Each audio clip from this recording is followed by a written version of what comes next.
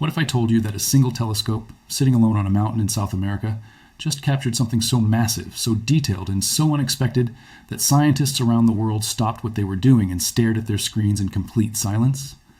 And what you're about to hear in the next few minutes is not a rumor, not a leak, and not a theory.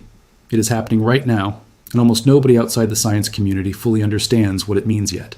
Before I take you deeper into this story, do me one small favor: tap that like button, hit subscribe if you are new here, and share this video with one person who still believes nothing exciting is happening in space. Because, trust me, by the end of this video, they will change their mind forever. Now let me take you to the place where all of this began. High up in the Chilean Andes, on a peak called Cerro Pachón, the air is thin, the nights are almost painfully cold, and the sky above is so clear it feels like you could reach up and touch the stars with your bare hands. This mountain was not chosen by accident. Scientists searched for years to find a spot on Earth where the atmosphere behaves almost as if it isn't there at all. No thick clouds, no glowing city lights bleeding into the horizon, no humidity in the air to soften the edges of distant stars.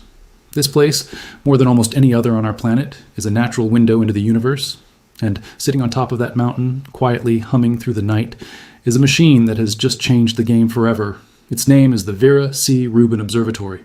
And I want you to understand something before we go any further. This is not just another telescope. It is not a slightly better version of what came before.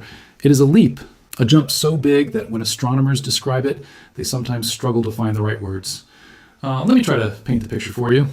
The main mirror inside this observatory is 8.4 meters across. That is almost the entire length of a tennis court, all polished into a single curved surface, so smooth that if you scaled it up to the size of the Earth, the tallest bump on its surface would be smaller than an inch. Attached to that mirror is a camera. But please do not picture a camera the way you picture the one in your phone. This camera is roughly the size of a small car. It weighs about 3,000 kilograms, and it holds 3,200 megapixels of resolution inside its heart. Your smartphone probably has 12 megapixels, maybe 50 if it is a really nice one. This machine has 3200. Let that sit for a moment. A single image from this camera is so enormous, so packed with detail, that if you wanted to display just one photo at its true resolution, you would need 400 ultra-high-definition 4K televisions, all lined up next to each other, side by side, just to fit the entire frame. One picture, 400 TVs. And here's where things get truly wild. This telescope does not take one careful photo every few hours, the way older telescopes used to. It moves fast. Every 40 seconds, it captures a brand new, ultra-detailed shot of the sky. Then it swings, locks onto the next patch of the heavens, and takes another, and another, and another. All night long, every single night, roughly 1,000 images per night, for the next 10 years without stopping. Why 10 years, you ask? Because this is not just a photo shoot. This is the beginning of something scientists are calling the greatest cosmic movie ever made. The project has a name, the Legacy Survey of Space and Time, or LSST for short. And the goal behind it is almost too big to picture in your head at first. Instead of looking at one small piece of the universe at a time the way telescopes have always done, this observatory is scanning the entire southern half of the night sky. In ultraviolet, invisible light, and in near infrared, every 3 days, over and over again, for a full decade. When you stitch all those images together in order, you do not just get a static picture of stars and galaxies. You get motion, you get change, you get a real, living, breathing movie of the universe unfolding in front of your eyes, made not from animation, not from artistic guesses, but from actual light captured by real observations. And that movie has already begun. But before I tell you what has already appeared in the frames of that cosmic film, I want you to know something about the woman whose name is written on the side of this telescope. Because her story is one of the most beautiful and quietly powerful stories in modern science. Her name was Vera Rubin. She was an American astronomer who spent her career doing something surprisingly simple. She looked at galaxies. She measured how they spin. And she trusted the numbers, even when the numbers made no sense. Back in her time, everyone assumed that a galaxy would spin the way our solar system spins. Planets close to the sun move fast, planets far from the sun move slowly. That is how gravity works when you can see all the mass involved. But when Vera looked at the outer stars of galaxies, the ones sitting near the edges, she found something impossible. Those faraway stars were not moving slowly at all. They were racing along almost as fast as the ones near the center. It should not have been possible. Not unless something invisible was out there, something huge, something surrounding the galaxy like a hidden cloud, pulling on those outer stars with its gravity. That invisible something is what we now call dark matter. Vera Rubin was one of the first people to give the world real, undeniable evidence that most of the universe is made of stuff we cannot see. She did not shout about it. She did not chase fame. She just kept looking up, night after night, trusting her data. And when the time came to name the most advanced survey telescope ever built, the National Science Foundation and the Department of Energy decided the choice was obvious. They named it after her. Because in a very real way, this observatory exists to finish the story she started. Now, let me pull you back to what has actually happened, step by step, using real dates and real numbers, because this is where the story becomes almost unbelievable. On June 23, 2025, in Washington, D.C., the team behind Rubin Observatory held a public event they called First Look. It was the first time the world outside the science community got to see real images captured by this machine. And the room went quiet. One of the first pictures they released was a composite of two famous glowing clouds in deep space called the Trifid Nebula and the Lagoon Nebula. Other telescopes have taken pictures of these clouds before, but nothing like this. This one image was built by combining 678 separate exposures, taken across about 7 hours of observation. When it was finished, that single photograph contained 2 trillion pixels. 2 trillion in one frame. You could zoom into that image over and over and keep finding stars hiding inside dust that no telescope before had been able to see clearly. Another picture released the same day showed part of the Virgo cluster, a huge crowd of galaxies packed together in one region of space. In one frame, you could see countless galaxies of every shape, spirals, ellipticals, some glowing softly, some blazing brightly, all sitting behind the closer stars of our own Milky Way. Scientists estimate that over the full 10 years of this survey, this observatory alone will discover and catalog roughly 20 billion new galaxies. 20 billion. Sitting out there in the dark, unrecorded, unnamed, unseen by human eyes, until this camera turns its gaze toward them. Now pause for a second, because I want to say something honestly. If you are still with me, if this is genuinely making your brain light up the way it is making mine, do me a favor and drop a single word in the comments right now. Just type the word galaxy. That's it. One word. So I know who is truly listening. And so the algorithm knows to push this video to the people who care about the stars as much as you do. Even that tiny action helps this channel enormously. And it lets me keep bringing you stories like this one. Now back to the story, because it gets even wilder. In just over 10 hours of test observations, before the real survey had officially begun, this telescope had already spotted millions of galaxies, cataloged millions of Milky Way stars, and picked up thousands of asteroids inside our own solar system. 10 hours.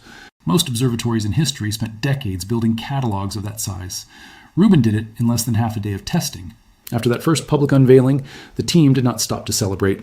They moved straight into what is called the commissioning phase. A long, careful stretch of testing every mirror alignment, every filter, every data pipeline, every cable, every piece of software, making absolutely sure that nothing was going to fail once the real 10-year clock started ticking. Because here's the thing. Once you begin a 10-year survey of the sky, you cannot really go back and fix something in the third year that broke in the first. The whole point is to compare images across time, so the settings have to stay stable, consistent, and reliable for a full decade.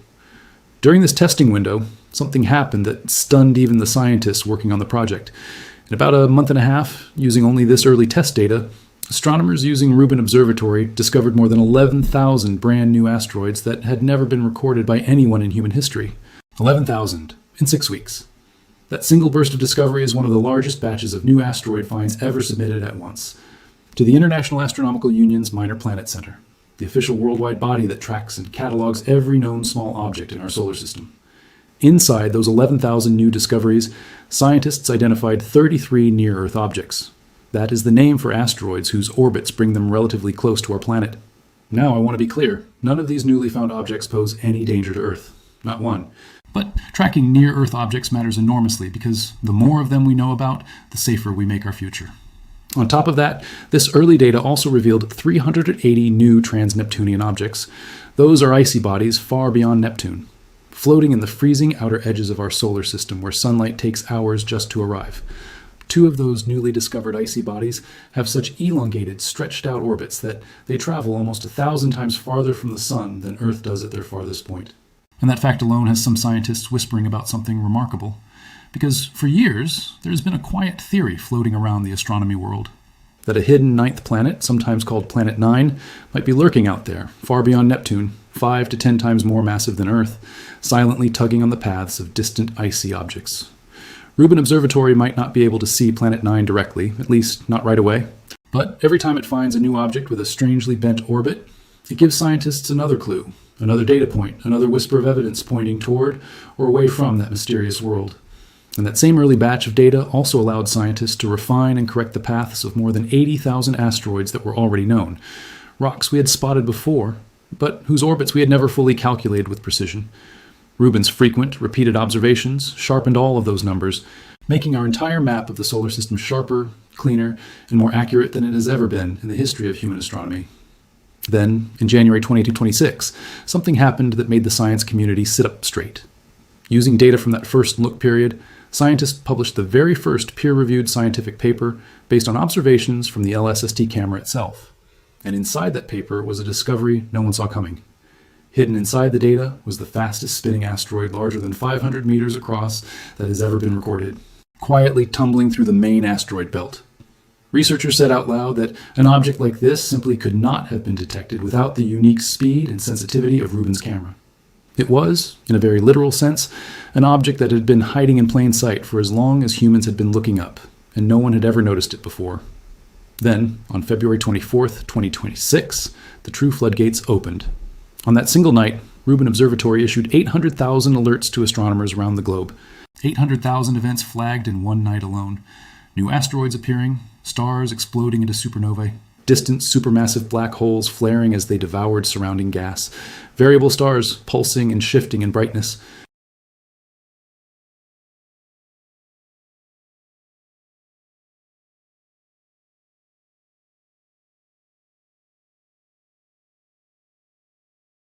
Astronomers called that night the true beginning of the alert stream. It was one of the last big milestones separating the observatory from the official start of its 10-year mission. And then, on June 30th, 2026, the mission truly began. The legacy survey of space and time officially started. 20 years of dreaming, building, testing, arguing, refining, and waiting all finally came down to that one night. From that moment forward, this observatory began scanning the entire southern sky every 3 days, all night, every night, collecting close to 10 terabytes of data per night. And across the full 10 years, this survey is expected to produce roughly half an exabyte of data in total. Let me put that into words that actually make sense. In just the first year, this observatory alone will collect more data than every other optical telescope on Earth combined. Not close to it, not almost as much, more than all of them put together. Once the survey reaches full operating speed, the system is expected to send out up to 7 million alerts every single night. 7 million. Each one representing a real physical change happening somewhere in the sky. An asteroid moving, a star dying, a black hole feeding, a galaxy flickering. And obviously, no group of human astronomers could ever manually read through 7 million alerts a night. So the team built something even more remarkable. Artificial intelligence systems, machine learning algorithms, specifically designed to sort through this ocean of information in real time. The AI reads every alert, filters out the noise, flags the events that look most exciting or unusual, and pushes them out to telescopes around the world within minutes. So other scientists can point their instruments at those exact spots before whatever cosmic event fades away. This is part of what researchers call multi-messenger astronomy. It is a style of science where different observatories and different types of instruments work together, catching signals from the same event using light, gravitational waves, and cosmic rays all at once. If Rubin spots the beginning of a violent collision between two dense stars, or a sudden bright flash in a distant galaxy, it can immediately tell every other major observatory on Earth to swing around. And look at that exact patch of sky, right now, before the moment slips away forever. Now, before I move on, I want to take a quick pause with you because I know some of you are already feeling that little chill on your arms, that quiet feeling of wonder that only real science can give you. If that is you, if you are feeling that right now, I want you to help me do something small but powerful. Take 3 seconds, tap that like button, and if you have not subscribed yet, go ahead and click that subscribe bell. Because on this channel, we tell these kinds of stories every single week, and I promise you, this observatory alone is going to give us years and years of jaw-dropping moments ahead. Every subscribe, every share, it all helps me bring more of these stories to more people, and I honestly cannot thank you enough. Now let me tell you why the speed of this observatory really matters, because this part is what most people online are missing. Think about a supernova, an exploding star. When a massive star runs out of fuel, it collapses in on itself and then blasts back outward with such violence that it briefly outshines its entire galaxy. But here's the catch. That brilliance does not last. A supernova brightens quickly, and then over days and weeks it fades away, dimming into the darkness of space. If you're not looking at the exact spot at the exact moment, you simply miss it. That is how it has been for centuries. Older telescopes, moving slowly, examining tiny sections of sky one at a time, missed enormous numbers of supernovae, black hole flares, and stellar collisions, simply because nobody was aiming a camera at the right piece of sky at the right time. But Rubin never really looks away. It revisits every part of the southern sky every 3 days. Every explosion, every flare, every sudden burst of brightness. It all gets caught somewhere inside that rolling cycle of images. And the second the software sees something new brightening in a spot where nothing was glowing before, it fires off an alert in minutes, giving astronomers on the other side of the planet a chance to swing their telescopes toward that spot while the event is still glowing. This is what scientists have been dreaming about for decades. One giant machine acting like a cosmic smoke detector for half the sky, and dozens of other observatories ready to run toward the alarm the moment it goes off. Phil Marshall, the deputy director of Rubin operations for SLAC, described the entire journey in a beautifully human way. He said it took 20 years of hard science, engineering, and pure, stubborn determination just to reach the moment where the team could finally call action and start rolling on what he described as this blockbuster movie of the universe. And he pointed out that even in the first couple of months of testing, the millions of alerts pouring out of the observatory already proved that this machine works exactly the way they had hoped. A real, honest, working discovery machine, fully awake at last. Mike Brown, a planetary scientist at Caltech, who has been watching this project develop since his early days as a graduate student more than 2 decades ago, said working with Rubin's data now feels like something he could only have dreamed about back then. 20 years of waiting, 20 years of patient effort, and now it is real. Really real. He said something else that stuck with me. If you ask 50 different astronomers what they are most excited to find with this telescope, you will likely get 50 completely different answers. Because Rubin does not focus on one narrow question. It touches almost every corner of modern astronomy at the same time, every single night. Over the coming 10 years, scientists expect this survey to reshape our understanding of our own solar system in ways we can barely predict. Researchers believe Rubin could help triple the total number of known asteroids in the solar system, and increase the number of identified trans-Neptunian objects by nearly 10 times what we currently know today. Each new object is another puzzle piece, another clue about how our solar system formed billions of years ago, how the planets settled into their orbits, and what forces shaped the outer edges of our cosmic neighborhood before we ever arrived to notice it. But the real, deep, ultimate goal of this observatory, the reason its name honors Vera Rubin, reaches even further than any asteroid or comet. Scientists are hoping this 10-year survey will finally deliver real answers about the 2 biggest unsolved mysteries in all of modern physics: dark matter and dark energy. Dark matter makes up roughly a quarter of everything in the universe, and yet we have never once seen it directly. We only see the way it pulls on things we can see. The exact same fingerprints Vera Rubin first noticed all those decades ago, when she stared at spinning galaxies and refused to look away. Dark energy is even stranger. It is the mysterious force that seems to be causing the entire universe to expand faster and faster, when everything we know about gravity says it should be slowing down. Every star, every galaxy, every atom is being pushed apart by something we cannot see, cannot touch, and cannot yet explain. By watching billions of galaxies over the next 10 years, tracking how they move, how their light bends, how their positions shift, and how the very structure of the cosmos evolves, scientists are hoping Rubin can finally give us a real hint about what dark matter and dark energy actually are. This would not be a small answer. This would be, quite honestly, one of the most important discoveries in the entire history of science, if it happens. And it might. Now think about everything this single machine is doing at once. It is mapping our own solar system in more detail than any instrument in history. It is discovering tens of thousands of new asteroids, some of which will matter for planetary defense in the decades to come. It is catching supernovae in the very moment they explode, letting us watch stars die in real time. It is tracking supermassive black holes, flaring and flickering across billions of light years of empty space. It is building toward a catalog of 20 billion new galaxies. And beneath all of that, quietly, patiently, it is gathering the exact type of data that could crack open 2 of the biggest questions humanity has ever dared to ask. And we are still only in the earliest days of this 10-year mission. Everything I have told you so far, the 11,000 new asteroids, the record-breaking spinning space rock, the 800,000 alerts in one single night, the 2 trillion pixel image of a glowing nebula, all of that happened before the official 10-year survey had truly begun. The real clock only started ticking on June 30th, 2026, and every single night since then, this telescope has been watching, scanning, capturing, storing, and delivering data at a scale no observatory on our planet has ever come close to reaching.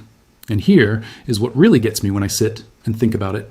Somewhere in that endless flood of nightly images, hiding inside the countless galaxies and thousands of newly found asteroids, there's a very real chance that this observatory ends up catching something completely unexpected, something no scientist predicted, something no theory saw coming.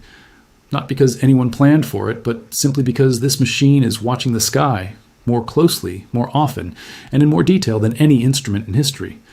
That is how the greatest discoveries in science have almost always happened, not from someone knowing exactly what to look for, but from someone finally being able to see something they had never been able to see before. Rubin is that new pair of eyes, and it has only just opened them. So the next time you step outside on a clear night and you look up at the sky, I want you to remember something. Somewhere far to the south, on a cold mountaintop in Chile, this machine is quietly staring back. Every 40 seconds, another image. Every 3 days, another sweep of the sky. Every night, another 800,000 or more alerts sent out into the world. Every second of every hour, this observatory is doing what humans have always dreamed of doing since the first cave dwellers stared up at the stars and wondered what was up there. It is watching, and it is remembering, and it is showing us who and where we really are. If this kind of real, honest, fact-based space storytelling means something to you, then please do me one last favor before you go. If you have not already, hit that subscribe button, because we are going to follow every single major update from this observatory across the next 10 years. And I do not want you to miss any of it. If you enjoyed this video, drop a comment and tell me which part hit you the hardest. Was it the trillion-pixel nebula? Was it the fastest spinning asteroid ever found? Was it the 800,000 alerts in one single night? Or was it the thought that this telescope could one day help us finally understand what dark matter really is? I read every single comment, and your words shape what I make next. And if this video moved you even a little bit, please share it with one person in your life who still thinks nothing important is happening in space right now. Because the truth is, we are living inside one of the greatest ages of discovery in all of human history, and this telescope in Chile is right at the center of it all. Thank you for staying with me. Thank you for listening, and thank you for caring about the stars. I will see you very soon in the next one.